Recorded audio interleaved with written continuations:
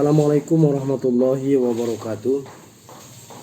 Adik-adik sekalian, perkenalkan nama saya Andi Rusni SEMM. Saya adalah salah satu dosen pengampu pada mata kuliah Manajemen Sumber Daya Manusia. Pertama, mari kita buka pertemuan kita dengan sama-sama melafazkan kalimat basmalah. Bismillahirrahmanirrahim. Semoga perkuliahan kita hari ini dan hari-hari yang akan datang akan lebih baik, lebih maksimal, dan juga lebih barakah dari sisi keilmuan kita. Adik-adik yang saya hormati dan saya banggakan, saya adalah putra asli Sumbawa dan sudah menjadi dosen di Universitas Teknologi Sumbawa sejak tahun 2019 yang lalu. Kita berjumpa untuk pertama kali dalam mata kuliah Manajemen Sumber Daya Manusia ini di minggu yang ketiga, karena minggu-minggu pertama dan kedua saya mohon maaf ada kendala-kendala yang sifatnya teknis atau personal, sehingga saya tidak mampu memberikan mata kuliah Manajemen Sumber Daya Manusia sesuai dengan jadwal yang ada. Nah, pada kesempatan minggu ini kita akan langsung merangkum 3 materi pokok pada pertemuan pertama, kedua, dan ketiga. Pertemuan pertama atau minggu pertama tentu kita bicara tentang kontrak belajar. Kita bicara hal-hal yang sifatnya perkenalan, ya. Hal-hal yang berkenaan dengan tentu rencana studi kita ke depan, dan tentu juga hak dan kewajiban serta larangan di dalam proses perkuliahan ini. Dan untuk tertulisnya saya sudah mengirimkan ke WA grup kelas kita. Silakan Anda pelajari dengan baik. Di pertemuan kita pada semester ini tentu masih menggunakan sistem online sebagaimana kebijakan karena pandemi COVID-19.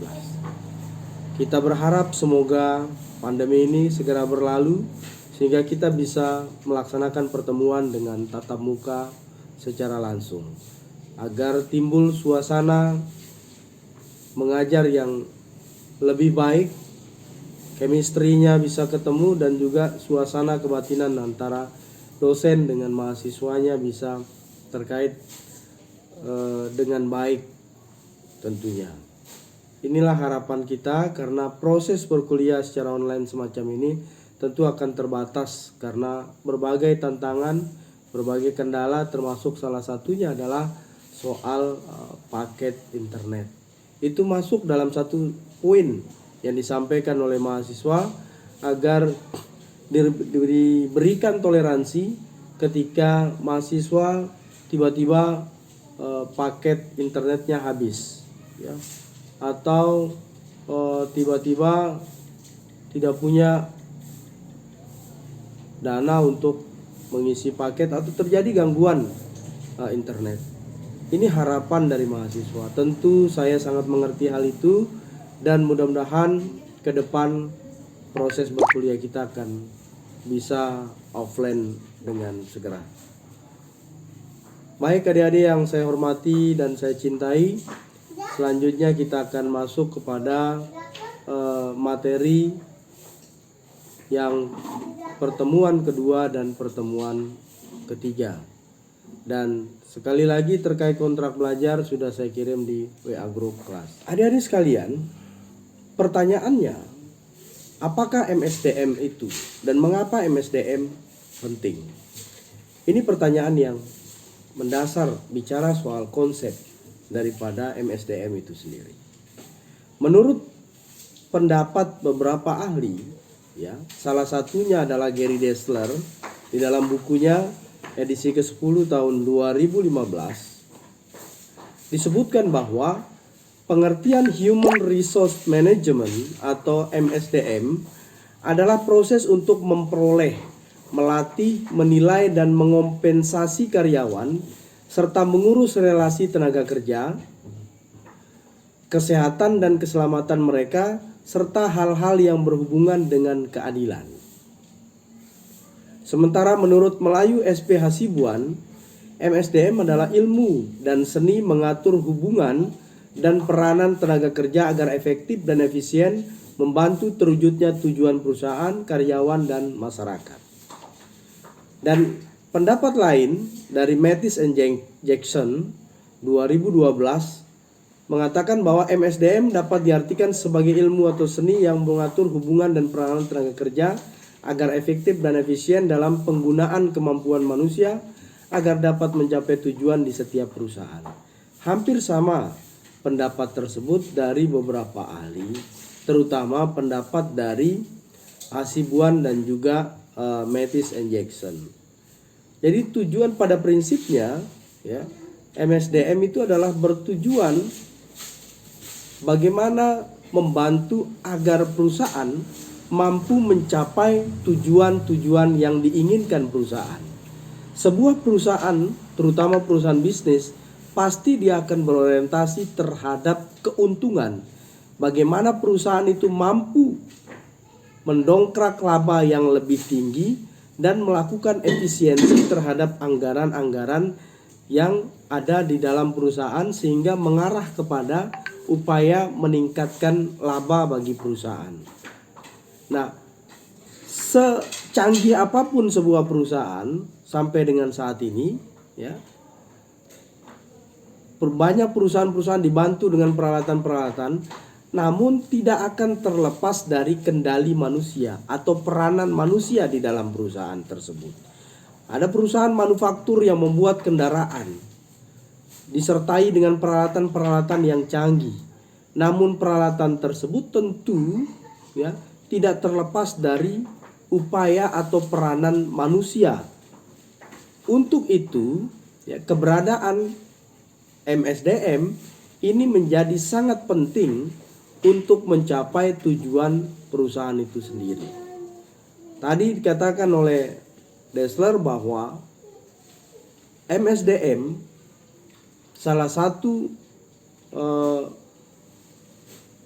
pengertiannya, MSDM itu sendiri adalah proses untuk memperoleh, melatih, dan mengompensasi karyawan. Ini artinya selalu erat kaitannya dengan manusia yang ada di dalam perusahaan tersebut. Bagaimana mendatangkan hasil dari orang-orang yang tepat di posisi yang tepat dengan keterampilan yang tepat dan sebagainya. Fokus utama daripada MSDM itu sendiri adalah melakukan analisis pekerjaan, menentukan sifat pekerjaan pada setiap karyawan, merencanakan kebutuhan tenaga kerja, dan merekrut tenaga kerja, serta memilih kandidat pekerjaan, melakukan orientasi dan rekrutmen karyawan baru, mengelola bayaran dan gaji, ya, memberikan insentif dan tunjangan, menilai kinerja, berkomunikasi, ya, baik dalam bentuk wawancara, menasehati, mendisiplinkan, serta membangun komitmen karyawan. Jadi fokus utama dari MSDM itu adalah berkenaan dengan proses merencanakan tenaga kerja yang baik, ya, untuk satu pekerjaan. Kemudian setelah merekrut mereka, melatih mereka, membangun komitmen dengan mereka, membangun komunikasi, ya, dan komitmen agar mereka mampu menjadi pioner untuk mendorong perusahaan menjadi lebih maju, dapat berkembang dan menghasilkan profit yang akan menguntungkan perusahaan itu sendiri.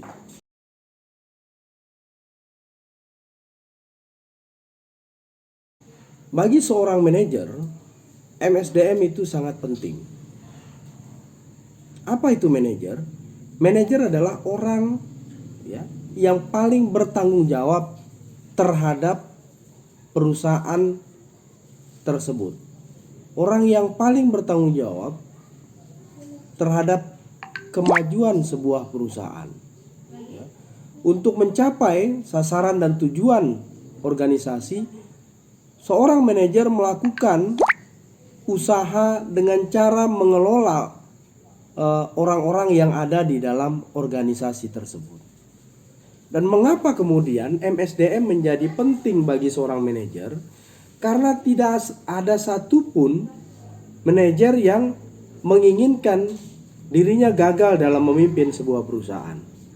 Tidak ingin mempekerjakan orang yang salah untuk suatu pekerjaan. Kemudian tidak ingin terjadinya turnover yang tinggi atau tingkat keluar masuknya karyawan di dalam perusahaan itu dengan tingkat yang tinggi. Karena implikasi dari turnover itu, keluar masuknya, perputaran yang tinggi itu adalah biaya yang tidak efektif dan tidak efisien. Karena bila karyawan yang sudah direkrut kemudian tidak betah di dalam sebuah perusahaan, pasti ada sesuatu yang membuat perusahaan itu tidak betah. Ketika dia keluar dan kemudian dilakukan rekrutmen yang baru, itu membutuhkan biaya.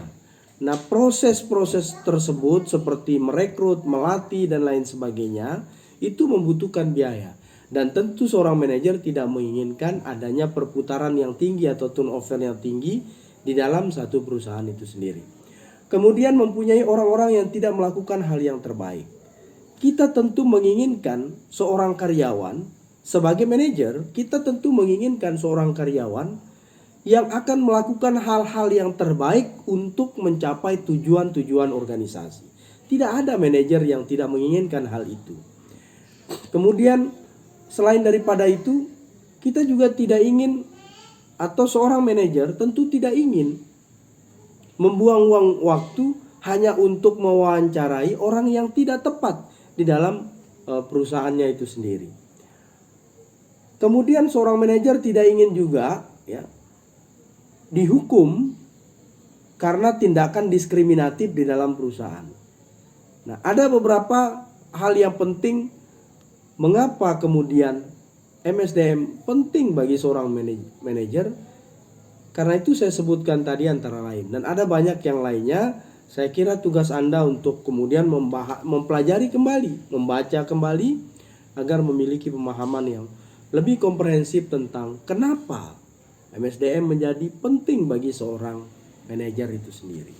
Kalau seorang manajer menginginkan bahwa perusahaannya menjadi pusat laba atau yang menguntungkan perusahaan, maka sekali lagi saya katakan bahwa konsep utama dari mempelajari MSDM ini adalah membantu memastikan bahwa Anda akan memperoleh hasil dari mengelola orang-orang yang tepat di dalam sebuah perusahaan. Karena baik seorang manajer bahkan sampai seorang presiden sekalipun, dia akan berhasil atau tidak tentu sangat ditentukan oleh kemampuan dia untuk merekrut orang, mengelola orang, melatih orang, mendisiplinkan orang yang tepat untuk satu pekerjaan yang tepat di dalam sebuah perusahaan. Dia harus mampu memotivasi supaya kemampuan seseorang yang dia kelola itu menjadi lebih optimal untuk memberikan keuntungan bagi perusahaan itu sendiri. Nah, seorang manajer itu harus mampu membuat rencana yang brilian, menyusun bagan atau struktur organisasi yang baik, kemudian menggunakan kendali akuntansi yang rumit dan lain sebagainya. Dan hal itu kalau tidak didasarkan pada kemampuan seorang manajer SDM yang baik, maka saya kira perusahaan akan gagal mencapai atau mewujudkan laba bagi perusahaan itu sendiri. Di dalam MSDM atau di dalam sebuah perusahaan, terkadang kita mengenal istilah aspek lini dan juga staf dari SDM. Nah, pertama sebelum kita bicara apa itu yang dimaksud dengan manajer, otoritas lini, dan juga otoritas staf, kita tentu harus tahu apa yang dimaksud dengan otoritas. Otoritas atau authority adalah hak untuk mengambil keputusan, untuk mengarahkan pekerjaan orang lain dan memberi perintah. Hak dan juga kewenangan seseorang untuk mengambil keputusan, ya, memberikan perintah pekerjaan dan juga mengarahkan pekerjaan orang lain. Nah, otoritas ini, ya, kita mengenal ada yang dimaksud dengan otoritas lini dan juga ada yang dimaksud dengan otoritas staf, ya.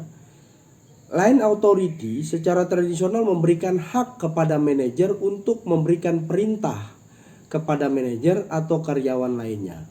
Otoritas lini menciptakan hubungan atasan dan bawahan. Maksudnya apa? Otoritas lini di sini adalah hak seseorang untuk mengambil keputusan yang berkenaan dengan satu lintasan pekerjaan atau satu hubungan antara atasan dengan bawahan. Ya. Manajer di sini memiliki hak untuk memberikan kewenangan kepada manajer lainnya, mengarahkan manajer lainnya untuk melakukan satu pekerjaan-pekerjaan tertentu. Biasanya contoh otoritas lini adalah otoritas yang dimiliki oleh seorang wakil presiden dalam sebuah perusahaan misalnya, ya, wakil CEO di situ misalnya. Itu salah satu contohnya. Kalau otoritas staf adalah bagaimana hak itu diberikan kepada seorang manajer untuk menasehati manajer atau karyawan lainnya. Ya. Hubungan yang terjadi adalah hubungan nasihat. Mungkin adik-adik akan merasa sedikit bingung dengan hal ini. Yang perlu kita bayangkan adalah ini adalah sesuatu yang abstrak, sesuatu yang tidak nampak, tetapi jelas apa yang dilakukan. Saya misalnya sebagai seorang manajer, ya, atasan dari beberapa manajer yang lainnya, diberikan otoritas untuk memerintahkan manajer-manajer yang ada di bawah saya untuk melakukan suatu pekerjaan atau mengarahkan suatu pekerjaan. Nah, manajer yang di bawahnya itu itu yang dimaksud dengan otoritas ini. Sementara otoritas staf adalah lebih kepada, ya, hak seorang manajer, ya, untuk mengingatkan, ya, misalnya manajer SDM mengingatkan, menasehati manajer produksi terhadap seorang karyawan yang bisa mempengaruhi karyawan yang lain dalam hal produktivitas karyawan. Nah, otoritas ini, ya, bukan soal objeknya, ya, tetapi lebih kepada kewenangan yang diberikan. Bukan terhadap orangnya, tetapi wewenang dari orang itu sendiri. Nah,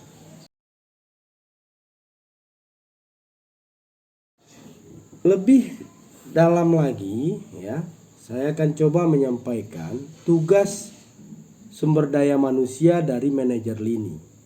Ya. Secara umum, tugas penyelia lini antara lain menempatkan orang yang tepat pada pekerjaan yang tepat, memulai karyawan atau melakukan orientasi terhadap karyawan baru, kemudian melatih karyawan untuk pekerjaan yang baru mereka, kemudian meningkatkan kinerja setiap orang untuk mendapatkan kerjasama dan mengembangkan hubungan kerja yang lancar, menerjemahkan kebijakan dan prosedur perusahaan, mengendalikan biaya tenaga kerja, dan lain-lain. Artinya bahwa apa yang dilakukan oleh manajer lini terkait dengan SDM di dalam sebuah perusahaan itu amat sangat penting tentunya, ya, untuk meningkatkan kinerja, produktivitas seseorang untuk mencapai tujuan perusahaan itu. Oleh karena itu, Pada intinya, peranan penting daripada MSDM itu adalah bagaimana merencanakan untuk merekrut, melatih, mendisiplinkan, memotivasi, ya, mempromosikan, bahkan sampai kepada memecat seorang karyawan.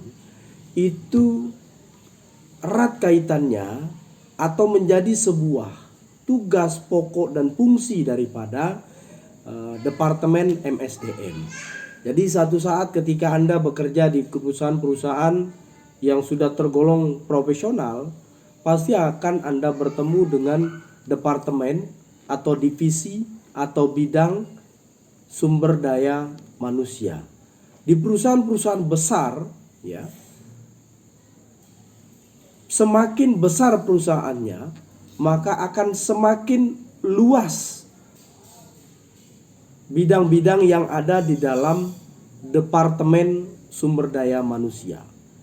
Ada bidang yang khusus untuk melakukan rekrutmen, ada bidang yang khusus untuk melakukan pelatihan, ada bidang yang khusus melakukan analisis pekerjaan-pekerjaan, analisis personal-personal di dalam sebuah perusahaan tersebut. Karena itu bergantung, semakin besar perusahaan akan semakin luas, ya, dan semakin banyak jumlah bagian atau orang-orang yang ada di dalam perusahaan itu sendiri. Biasanya perusahaan-perusahaan kelas dunia misalnya itu memiliki beragam spesialisasi di dalam departemen SDM-nya. Ada bagian rekrutmen, ada koordinator kesempatan pekerjaan yang setara atau equal employment opportunity. Kemudian ada analis pekerjaan, ada manajer kompensasi, ada spesialis pelatihan, orang-orang yang khusus pekerjaannya hanya untuk melatih saja, ya.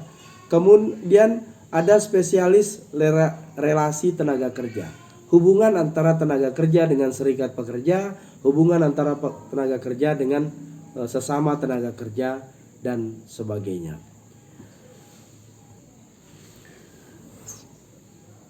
Kemudian adik-adik sekalian, ada banyak hal yang mempengaruhi lingkungan manajemen SDM. Di antaranya adalah perubahan peran SDM disebabkan karena lingkungan yang berubah. Perubahan peran SDM semakin luas karena kalangan bisnis masukkan SDM menjadi hal yang penting. Nah, lingkungan yang berubah dalam hal SDM ini adalah globalisasi antara lain, kemudian kemajuan teknologi, kemudian mengekspor pekerjaan, sifat pekerjaan, dan demokrasi tenaga kerja. Apa yang dimaksud dengan globalisasi di situ adalah perubahan yang terjadi disebabkan dengan lingkungan global, di mana lingkungan global menempatkan salah satunya adalah terkait dengan persaingan. Persaingan yang ketat mengenai tenaga kerja, mengenai produksi dari produk dari sebuah perusahaan, kemudian deregulasi dan lain sebagainya, membuat perusahaan harus melakukan berbagai upaya-upaya untuk bisa survive, ya, di dalam kondisi global. Ya, harus mampu bersaing dengan perusahaan-perusahaan yang sudah mendunia lainnya. Seperti halnya Toyota misalnya, perusahaan komputer seperti Dell, kemudian Apple dan lain sebagainya. Ya. Nah, hal itu tentu akan mempengaruhi. Kenapa mempengaruhi terkait dengan hal itu? Karena ketika sebuah perusahaan dibuka di tempat yang lain atau di negara yang lain, tentu kultur, budaya, tenaga kerjanya akan berbeda dari aspek cara dan juga kompensasi atau gaji karyawan dan lain sebagainya. Tentu akan berbeda, akan membutuhkan kos yang lebih tinggi antara satu negara dengan negara lain. Kemajuan teknologi misalnya, sekarang karyawan dengan mudah mengubah pekerjaannya dengan seperangkat peralatan yang disiapkan untuk memudahkan tugas-tugas MSDM. Adik-adik sekalian, saya kira sangat panjang apa yang saya sampaikan. Tentu nanti Anda punya tugas untuk mempelajari lebih mendalam lagi dan kita akan diskusikan pada pertemuan selanjutnya. Saya kira itu dulu yang dapat saya sampaikan, lebih kurang saya mohon maaf. Billahi taufik wal hidayah. Wassalamualaikum warahmatullahi wabarakatuh.